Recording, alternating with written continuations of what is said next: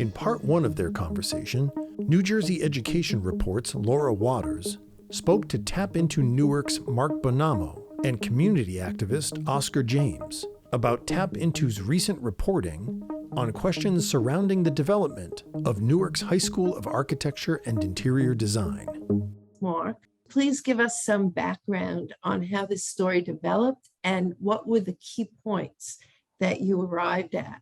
So, St. James Hospital was a major institution, medical institution for decades in the Ironbound section of Newark.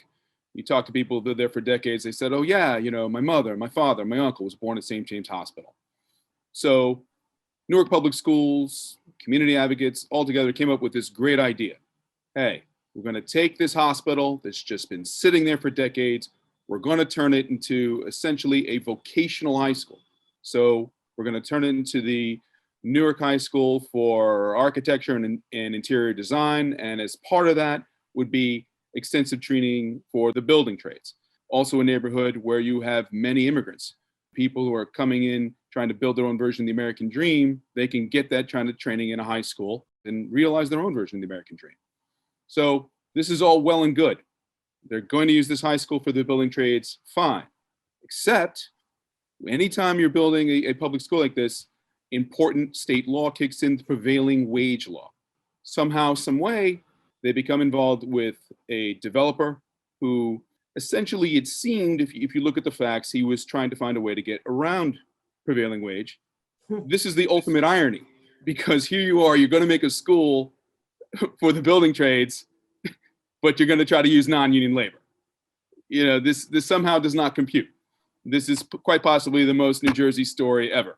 I understood from reading your reporting that the district would be on the hook for as much as twice as much. It's going to be a $160 million lease over 20 years. If you look closely at the lease, the city conceivably was going to spend that much money and they still would not own the building at the end of all this. Oscar, what is your take on all of this as somebody who's been part of this landscape for a long time?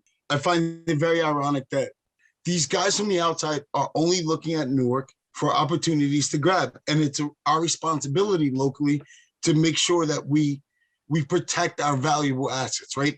St. James has been there for a while. That's been an asset that's been sitting there that somebody was going to come up with a plan for, right?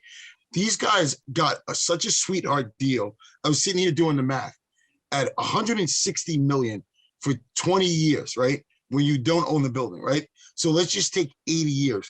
In 80 years, this district will pay this developer or his family, the trust or something, over $500 million for this building if this goes through. This is ridiculous. This is like the biggest sweetheart deal. And the fact that they're continuing to move forward with their build out and they say, oh, I'll just do apartments. That's not how it goes. You have to then send plans in, go back before the zoning board, the planning board. So for a guy to just say, this is what we're doing, this is what we plan to do, it's baloney. The board has to step up right now and make a serious decision back out of this deal. And then this developer needs to go back and really work like the rest of us have to work and come up with a project.